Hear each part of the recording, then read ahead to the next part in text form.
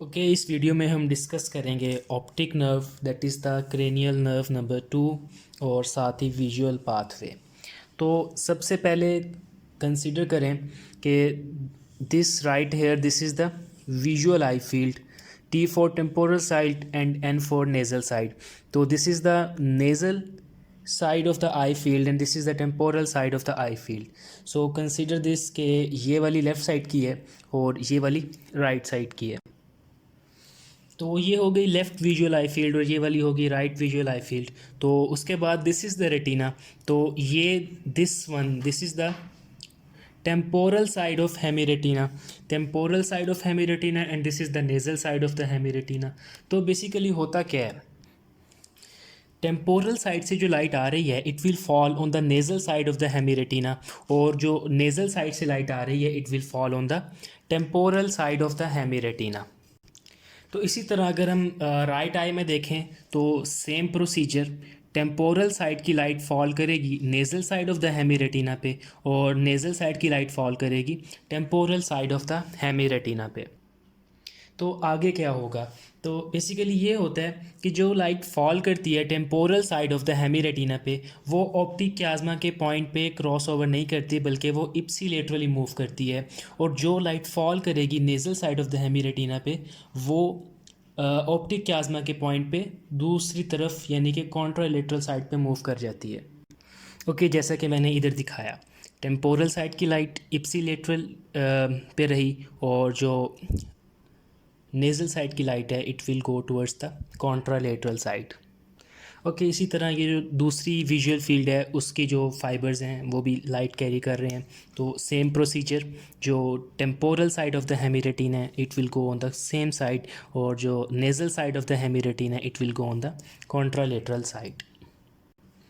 तो जो fibres left side पे रन कर रहे हैं नर्व फाइबर्स जो कि लाइट कैरी कर रहे हैं, तो जो ये वाले होंगे this will be called as the left optic track, और जो राइट साइड पे होंगे they will be called as the right optic tract. तो जो लेफ़्ट ऑप्टिक ट्रैक्ट है it is carrying sensations from the right half of the visual field, और जो right optic tract है it is carrying sensations from the left half of the visual field. वो किस तरह, देखिए अगर हम वापस जाएँ जहाँ से ये फाइबर्स आ रहे हैं तो this one it will go all the way back to this side, ठीक है। और इसी तरह जो ये वाला है तो it will go all the way back to this side. Okay इस डायग्राम से देखें, अगर ये सपोज़ लेफ़्ट साइड है और सपोज़ ये वाली राइट साइड है और ये लेफ़्ट आई की टेम्पोरल और नेज़ल साइड है और ये राइट आई की नेज़ल और टेम्पोरल साइड है, तो इसमें से right half of the visual field कौन सा होगा और left half of the visual field कौन सा होगा। तो हमने दोनों आइज़ की राइट साइड देखनी है। तो इस लेफ़्ट आई की राइट साइड पे ये नेज़ल वाला पोर्शन आ रहा है और इस राइट आई की राइट साइड पे टेम्पोरल वाला पोर्शन आ रहा है। तो ये इन दोनों को मिला के इसे और इसे, इन दोनों को मिला के क्या बनेगा हमारे पास, right half of the visual field of both eyes. इसी तरह अगर हमने लेफ़्ट हाफ देखना है तो ये वाला और ये वाला this is the left half of the visual field of both eyes, ठीक है। तो इसी कॉन्सेप्ट को आगे लेके चलते हुए जो right half of the visual field है वो लेफ़्ट ऑप्टिक ट्रैक में जा रहा है और जो left half of the visual field है वो राइट ऑप्टिक ट्रैक में जा रहा है। ओके हम अपने डायग्राम पे वापस आते हैं। तो उसके बाद क्या होगा, the structure right here this is the lateral geniculate body जो कि थैलेमस पे लाई करता है और उसके साथ this is the mid brain. तो अब होता क्या है, जो लेटरल जेनिकुलेट बॉडी है उसकी 6 लेयर्स होती हैं। तो उन 6 लेयर्स में 3 लेयर्स ऐसी हैं जहाँ पे इप्सीलेटरल फाइबर्स जो आ रहे थे ये वाले इप्सीलेटरल साइड से वो टर्मिनेट करते हैं, और 3 लेयर्स ऐसी हैं जिनमें कॉन्ट्रालेटरल फाइबर्स टर्मिनेट करते हैं। तो जो इप्सीलेटरल फाइबर्स हैं वो टर्मिनेट करते हैं 2, 3 और 5 पे। तो हम शो कर सकते हैं इस तरह 2, 3 और 5, और जो कॉन्ट्रालेटरल फाइबर्स हैं वो टर्मिनेट करेंगे 1 हेयर, 4 एंड 6। तो ये ऑप्टिक ट्रैक्ट इस तरह से टर्मिनेट करते हैं लेटरल जेनिकुलेट बॉडी में। ओके, उसके बाद क्या होता है, जो लेटरल जेनिकुलेट बॉडी है उसमें से दो तरह की ऑप्टिक रेडिएशंस निकलती हैं। एक optic radiations parietal optic radiations हैं और एक टेम्पोरल। सो दिस वन जो सुपीरियरली जाएंगी, these are the parietal optic radiations. Alright, तो पैराइटल ऑप्टिक रेडिएशंस को हम सुपीरियर रेटिनल फाइबर्स भी बोलते हैं, या इनका एक और नाम भी है, that is called barons loop. तो या हम इसे बोलते हैं पैराइटल ऑप्टिक रेडिएशंस या सुपीरियर रेटिनल फाइबर्स या बैरन लूप। और ये टर्मिनेट कहाँ पे करते हैं, ऑक्सीपिटल लोब। ऑक्सीपिटल लोब में we know that there is a area called visual cortex, so these fibres terminate in the visual cortex of the occipital lobe. इसके अलावा एक और फाइबर्स होते हैं, that is the temporal optic radiations. ठीक है, तो कंसीडर दिस वन जो इंफीरियर साइड से होती हुई आएंगी। These are the temporal optic radiations. और इसी तरह इसे हम कहते हैं इंफीरियर रेटिनल फाइबर्स या मायर्स लूप। ठीक हो गया। उसके अलावा एक और बात ये कि इन सारे फाइबर्स को हम कलेक्टिवली बोलते हैं ऑप्टिक रेडिएशंस या geniculocalcarine tract because it is originating from the lateral geniculate body and it is most probably terminating in the calcarine sulcus जहाँ पे प्राइमरी विजुअल कॉर्टेक्स लाई कर रहा है। तो इसे हम कहते हैं geniculocalcarine tract। तो इस तरह से हमारी ऑप्टिक नर्व कंप्लीट हो गई है।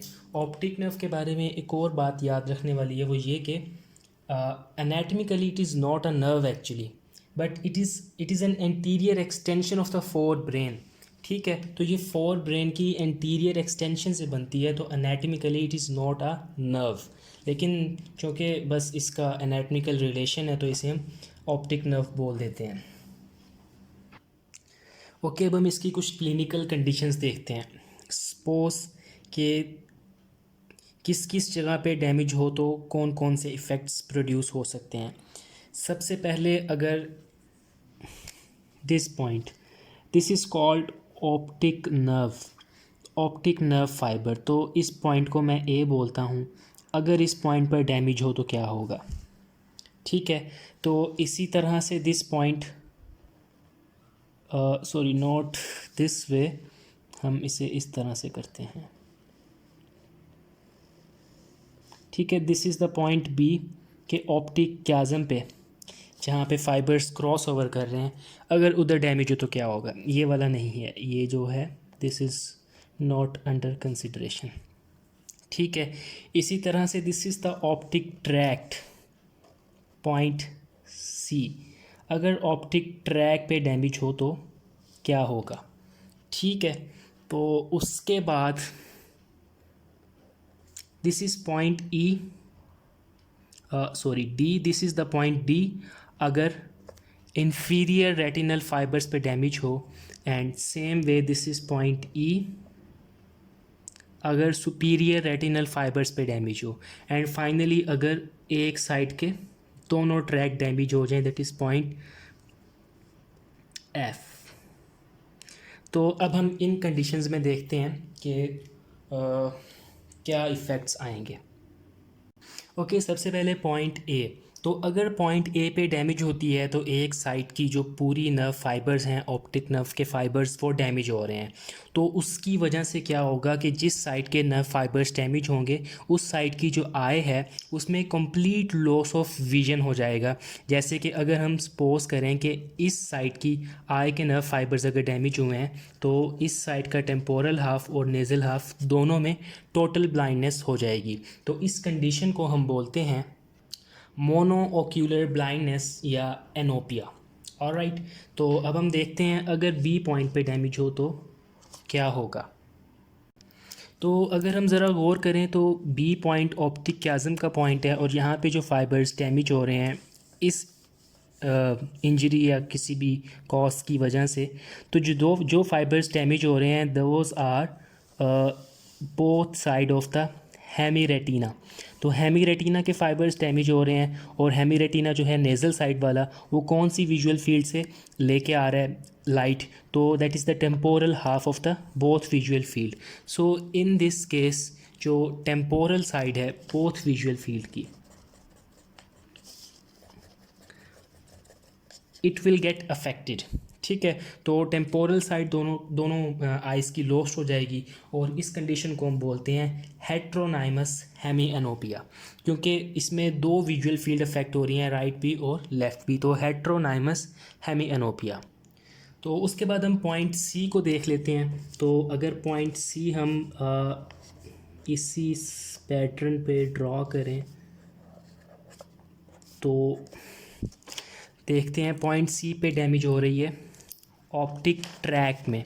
तो ऑप्टिक ट्रैक में अब किस जगह पे डैमेज हो रही है, तो एक फाइबर्स जो इप्सीलेटरल साइड पे जा रहे हैं तो वो डैमेज कर रहे हैं इस नेज़ल साइड को, और जो दूसरे फाइबर्स हैं वो डैमेज कर रहे हैं इस टेम्पोरल साइड को। तो ये बात तो हमने पहले भी देखी कि जो right side of the optic tract है वो left half of the visual field of both eyes उनसे लाइट को लेके आ रहा है, और को करंटली जो राइट वाला है वो लेफ़्ट से लेके आ रहा है। तो सपोज़ अगर एक साइड पे डैमेज हो रही है तो इसका इफ़ेक्ट में किस तरह से होगा, एक साइड का नेज़ल हाफ और दूसरी साइड का टेम्पोरल हाफ, तो इन शॉर्ट अगर हम देखें तो complete loss of half visual field. मतलब अगर राइट साइड का डैमेज हो रहा है तो लेफ़्ट साइड की हाफ विजुअल फील्ड, और लेफ़्ट साइड का डैमेज हो रहा है तो राइट साइड की हाफ विजुअल फील्ड। तो इस कंडीशन को हम बोलते हैं होमोनाइमस हेमिएनोपिया, क्योंकि एक ही विजुअल फील्ड अफेक्ट हो रही है। So this condition is called homonymous hemianopia. Okay, अब हम पॉइंट डी और ई को देखते हैं। तो पहले क्या था, जो लाइट से इंफॉर्मेशन आ रही थी वो सिर्फ राइट और लेफ़्ट इन दो डायरेक्शंस में डिवाइड थी, लेकिन अब जब लेटरल जेनिकुलेट बॉडी से फाइबर्स दो तरह की ऑप्टिक रेडिएशंस में डिवाइड होते हैं, एक सुपीरियर रेटिनल फाइबर्स और एक इंफीरियर रेटिनल फाइबर्स, तो अब जो इंफॉर्मेशन की ओरिएंटेशन है वो राइट और लेफ़्ट के साथ साथ सुपीरियर विजुअल फील्ड और इंफीरियर विजुअल फील्ड में भी डिवाइड हो जाएगी। ओके, तो जिस तरह से राइट साइड के जो फाइबर्स हैं वो लेफ़्ट साइड की इन्फॉर्मेशन कैरी कर रहे थे और लेफ़्ट साइड के फाइबर्स राइट साइड की इन्फॉर्मेशन कैरी कर रहे थे, इसी तरह से जो इन्फीरियर फाइबर्स हैं वो सुपीरियर ओरिएंटेशन की इन्फॉर्मेशन कैरी करते हैं और सुपीरियर फाइबर्स इन्फीरियर ओरिएंटेशन की इन्फॉर्मेशन कैरी करते हैं।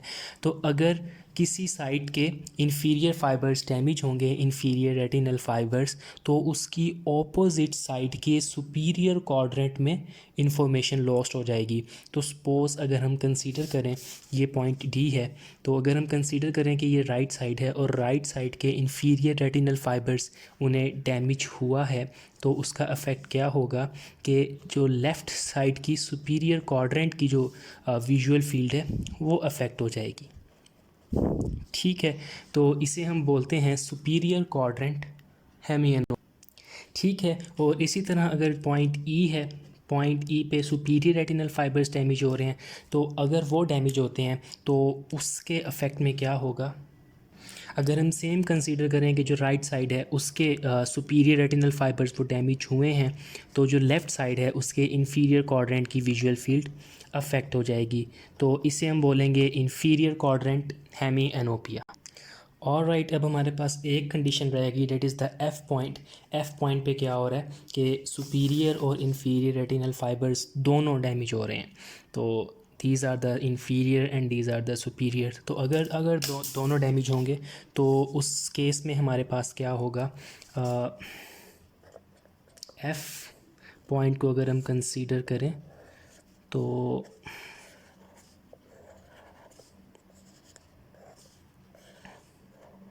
और अगर हम सेम सिचुएशन रखें कि राइट साइड के दोनों डैमेज हो रहे हैं, तो अब सुपीरियर रेटिनल फाइबर की वजह से दिस वन और इन्फीरियर रेटिनल फाइबर की वजह से दिस वन। तो अगर आप ज़रा सा गौर करें, this condition is similar to this one. तो इस कंडीशन को हमने क्या कहा था, homonymous hemianopia. This is same, that is homonymous hemianopia. Alright, तो this is all about, I think there is one more point, वो ये कि अगर ऑक्सीपिटल पोल में डैमेज होती है, ऑक्सीपिटल लोब, तो उसका क्या इफ़ेक्ट होगा। अगर हमारे पास राइट साइड के ऑक्सीपिटल पोल में डैमेज होती है तो लेफ़्ट होमोनाइमस हेमी एनोपिया होगा, और अगर लेफ़्ट साइड में होती है तो राइट होमोनाइमस हेमी एनोपिया होगा। लेकिन इसमें एक डिफरेंस है, वो ये कि ऑक्सीपिटल लोब को सप्लाई करती है एक आर्टरी जिसका नाम है पोस्टीरियर सेरिब्रल आर्टरी। ठीक है, तो अगर पोस्टीरियर सेरिब्रल आर्टरी में कोई डैमेज होती है तो ऑक्सीपिटल लोब को डैमेज होगी, और ऑब्वियसली उसी की वजह से फिर विजुअल फील्ड इफेक्ट होगी। लेकिन ऑक्सीपिटल लोब का एक पार्ट है जो मैक्यूला से इंफॉर्मेशन लेता है, उस पार्ट को जो आर्टरी सप्लाई करती है that is middle cerebral artery. ठीक है, तो मिडल सेरिब्रल आर्टरी उस मैक्यूला पॉइंट को सप्लाई करती है। तो अगर पोस्टीरियर सेरिब्रल आर्टरी में ऑक्लूजन या कोई और प्रॉब्लम होती है तो ऑक्सीपिटल लोब तो डैमेज होगा ऑब्वियसली, और होमोनाइमस हेमी एनोपिया भी होगा। लेकिन चूँकि मैक्यूला का पॉइंट अपनी ब्लड सप्लाई ले रहा है मिडल सेरिब्रल आर्टरी से, तो इस कंडीशन में जो मैक्यूला का पॉइंट होगा ना वो अफेक्ट नहीं होगा। तो इस कंडीशन को हम बोलेंगे homonymous hemianopia with spared macula. ठीक है, और उसकी रिप्रेजेंटेशन कुछ इस तरह से होगी। ये सेंट्रल पॉइंट होता है आई का जिसे हम मैक्यूला बोलते हैं। तो